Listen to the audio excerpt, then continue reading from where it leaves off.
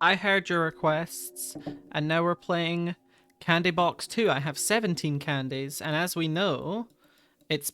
Oh, what the hell? Okay. As we know, it's better to wait until you have 60 candies, at least based on the first Candy Box game. And let me tell you, I wasn't expecting anybody to already know what Candy Box was when I played it. I had never heard of it before. But one of my friends, Merle, I have this whole thing. So MERL is the username. And I always, for the longest time, said Merrill because it's an E, so I say meh, right? Meh. But it's actually pronounced Merle with sort of a U sound, right? So that was unintuitive to me. Anyway, Merle commented down below, you should play Candy Box 2. It's amazing. Which I'm skeptical of just on the basis that, like, can it really be amazing? It's like a clicker game where you don't even click, right? So, I mean, we'll see. Let's wait until we get to 100 candies, just in case there's anything we unlock then. But otherwise, we'll request a new feature to the developer, and hopefully it'll be a good feature. Hopefully it'll be a fun one. Okay, so at 100 candies, I haven't unlocked anything, so let's request a new feature. We've unlocked a status bar, which I don't know what that does. I'll just request a bunch of new things. We've got map, we've got a health, we can save. Oh, I'm not that interested in saving. Okay, map. Can we go to the shop? Oh, it's the guy from the first game. Cool, lollipops are still 60 candies. We can also buy chocolate bars. Those are a lot more expensive. Let's see, in the forge we can get the wooden sword, also present in the first game. There's a house. Picked up a lollipop from the house. Now, this is like a full-on point-and-click game at this point. Cellar's full of rats. Well, maybe if I come back with a sword I can help. But for now, I'd rather stay away from rats. And there seems to be like a church or a town hall in the middle. I can't go there, so I don't know if I should eat the candies or not. I don't know if that'll help. I just ate 116 and it actually seemed... Okay, so it increases your health every certain amount of candies. Increases your health. I can't imagine throwing your candies on the ground is any useful still. Well, now I need to wait for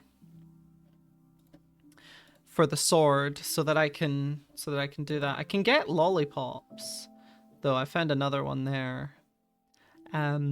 Today you're enjoying the music from the Minecraft soundtrack by C418. It's one of the best albums of all time, in my opinion, genuinely. I mean, it's a video game soundtrack, and I know people always make jokes about people who listen to video game soundtracks, but I like to think that that's reserved for indie soundtracks and not really talking about the Minecraft soundtrack, because I will say I think the Minecraft soundtrack is one of the best, maybe the best OST in a video game. I mean, what's even competing with it? Like Celeste, Undertale, they have great soundtracks. Can't really think of other games that are like super notable for having a good soundtrack. Minecraft is just up there. Like I mean, particularly Minecraft Volume Alpha by C418 is fantastic. And I'm not one of those people who's going to say, look, the Lena Raine songs and the other like newer Minecraft songs aren't as good. They're not as good. No. I do think they're good. I really like them. In fact, Pigstep is, in my opinion, really good. I like that song quite a lot. People say that the newer Minecraft music isn't as good. I think it's fine. It doesn't fit the vibe of Minecraft Volume Alpha. But that still exists. I think people often complain about new stuff being added to Minecraft as if the older versions don't exist, but you can still just play them, right? You can still just play older versions of Minecraft, and it's chill. And you can use a mod that changes the music, and you don't need to complain that they're ruining Minecraft or whatever. Like, one of the core strengths of the game is that it's so highly customizable, right? It makes me really sad because they're adding all this great music and it's such a good thing that it's in the game, right? But because it's not C418 and because it's not, you know, the original music that people grew up on, people are so negative about it. It makes me really sad because I think the new music's really good. That being said, I have a soft spot in my heart for Minecraft Volume Alpha. It's there's no album I've listened to that is quite like it. And I've listened to a lot of atmospheric music. Yeah, cellar full of rats. I have a sword. So can I go into the cellar? Oh, do I need to equip my weapon? Here we go. So I have an inventory now. And that inventory includes... Yeah, let's kill some rats. I feel kind of bad about killing the rat, because rats aren't like... They're not doing nothing. Well, they carried, like, bubonic plague. But that was fleas. That was fleas. But it's still, like, definitely not ideal to have rats in your cellar. I remember old Minecraft really well. It was like... I would come home from school and I would just play Minecraft for hours and hours. There was a server I used to play on constantly. I made a lot of friends through that I don't speak to anymore, like any of them. And that's the thing, is like you make friends and you move on and you go through different like paths in life and you can't always necessarily you know, be friends with the same people. Stuff changes and like, you know, if you were friends with everyone that you had ever been friends with, you'd have too many friends. Like, just too many people. You know, it's not a bad thing that people move on. It's just, it can be hard to accept because, you know, those are your people and you have those memories. Like, I definitely, I've found it difficult in the past. I'm kind of more okay with it now, obviously. But I will say, I cherish all the Minecraft memories I have, and I keep making new Minecraft memories. This is a game that I genuinely don't think will ever leave me. And like, it sounds silly to say, but Parkour Civilization is just the next chapter in like the whole Minecraft thing, right? Because I've made so many memories of Minecraft that are not playing the game. Like, most of them are. I have so many good memories of playing Minecraft, but the memories that are not about playing the game are almost more important to me, a lot of them.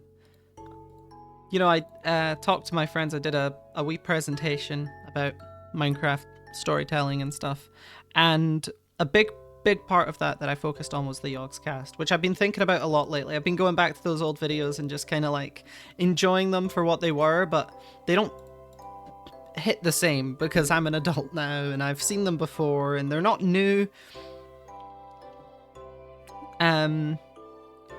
But there was a time where, you know, that Yogscast ecosystem of collaborative video making through a shared medium of Minecraft and storytelling, and the characters, like, that was a big deal. And it was a big deal for me, and it was a big deal for a lot of people. And to be honest, that is something that I have a lot of fond memories of. And it has nothing to do with playing the game. I did playtech it because of those videos, and I made some good memories, but it was all single player. Okay. Exit the quest, you won't keep what you found. That's bad, but dying is worse. Based on my experience with the last game, dying is really bad. Because when you die, you get set back quite a lot of progress. But I'm gonna die and see what happens. So yeah, I just need to regenerate my health. That doesn't seem so bad compared to the last game, which made me wait like 2 minutes or something.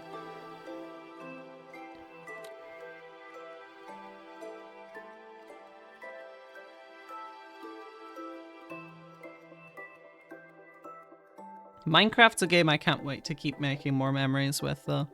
It's like, I'm gonna do a Minecraft server this Christmas with my friends. We did it last year, it was really fun.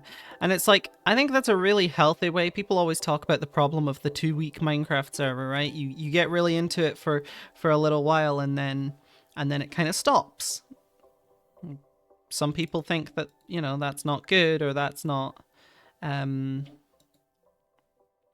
that's not as fun, but I think the healthiest way to approach it is like, let's acknowledge that it might not last that long, and, you know, let's get as much as we can get out of it in the time that we have with it. And I'm gonna do something different this year. I don't want to just boot up the latest version and, you know, play Minecraft. I want to do something different. I would like to play an old version of Minecraft. I would like to go back to Alpha. I never played Alpha because I started playing Minecraft in December 2011. The game had come out by that point, or it came out like right after. I think it came out in early 2011 though. So it was a released version of the game. Whatever version was my first one. It was out. It wasn't an alpha or a beta. And, you know, I have a lot of memories of that version. I want to go back. I want to experience a Minecraft that I haven't experienced. And I think alpha Minecraft could be that. You know, 1.2.6. Alpha 1.2.6 was the version that the first Yogscast Survival series was played on. Like, I would love to go to that part of Minecraft because it's like a more stripped back Minecraft. But it's still different. Like, it's distinctly different from the Minecraft that I played when I started. And I think that's always like, I want to make new experiences. I don't want to do the same thing over and over again.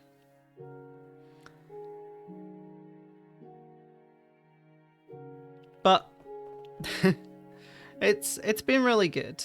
It's been a really good Minecraft life. And this game equally has been pretty fun so far. Feels really slow. I get the impression this game is kind of meant to be played in the background while you're doing something else. I can't do that on Melon Keeper Gold, really. So it is kind of like an awkward game to try and play. I need to be a lot more powerful if I want to cross that desert, but I also have to wait 5 minutes to buy any of the equipment in the shop, which kind of sucks. But we're almost there. We've only got 100 seconds left to go. That's only it's only 1 minute and 40. It's funny how your awareness of time can affect your perception of it. I have 182 days until I need to submit my honours project for uni. And right now that feels like a lot of time, and it feels like it's going really slow, which I like. I want to have time. I don't want to be done with it yet. I'm not at the point where it needs to be over. I'm at the point where I'm excited to continue like figuring it out and learning about it. I'm enjoying it.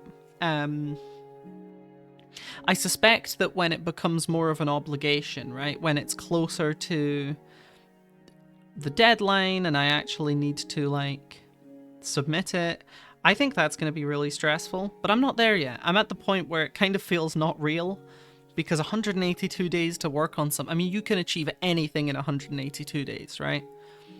Like, with 182 days, you can do so much. But I've put up a counter on the whiteboard in the lab where I study. And that's going to go down to 181 days, and then it's going to go down to 180. And as that number becomes double digits, and then it becomes smaller double digits, and eventually it'll be a single digit number, that is going to be stressful. But those are also the kinds of moments that define why I'm in university, right? It's not about the crunch, but it's about the high intensity bit.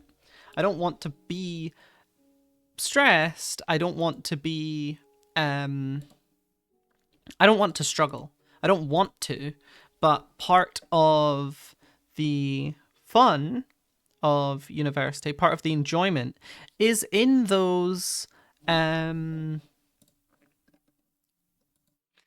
I didn't put the boots on, so this isn't gonna work.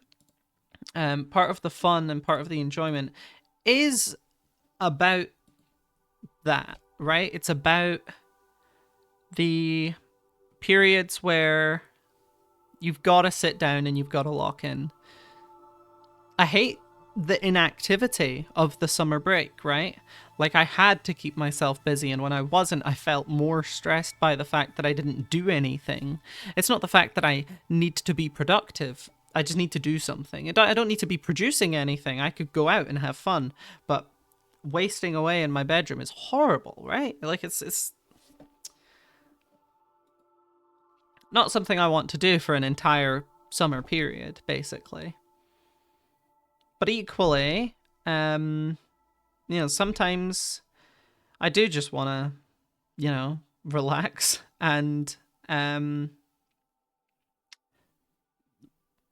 when you're not able to do that and it feels so far away, I always, when I get sick and I have like a blocked nose and you can't breathe properly, like breathing is an effort. It's the worst, right? Like that sucks. That's not fun. But more importantly, you feel bad for yourself. At least I do. I sit there thinking like, why did this happen to me? When is it going to end? Am I going to be able to, breathe properly again? Having a blocked nose is terrible. And it's a reminder to appreciate what you have when you have it. And those moments where it's very intense and I have no other choice but to sit down and lock in, they can be fun if what I want is to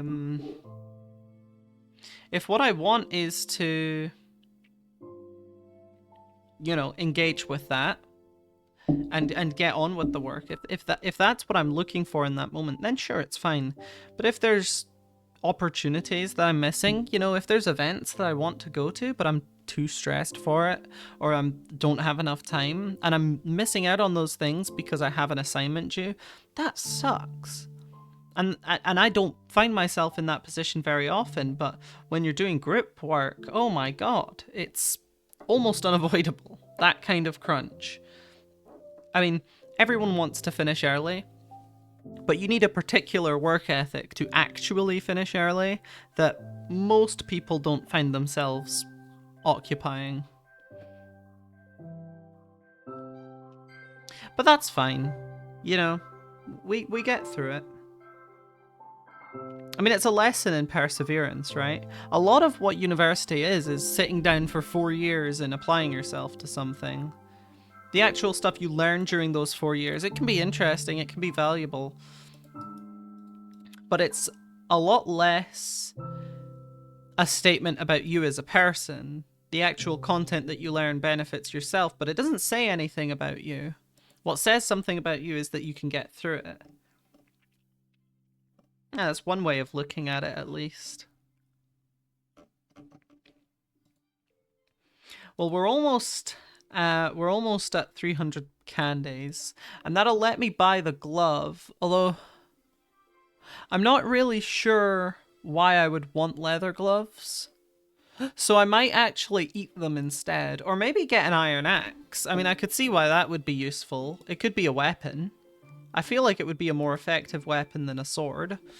And the boots don't particularly seem to be contributing anything. I mean, they don't affect my max HP. So maybe, just maybe, I shouldn't buy them and I should eat the candies or throw more on the ground? I don't know. I mean, I can try throwing them on the ground. Nothing seemed to happen for all of those 300 candies. Yeah, I mean, this is getting to the point where I need to end the video, right? Like, it's not that I want to, it's that nothing is going to happen for the next, like, 10 minutes. It's a fun game. It's also a game that demands you are not giving it your sole attention, which is kind of an interesting game design. But also, like, entirely impractical.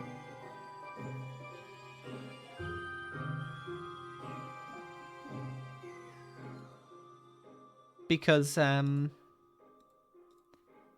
you know, for the sake of this video, I kind of need to be giving it my attention. I guess I could do something in the background, but I don't think anyone would want to watch that. Oh well.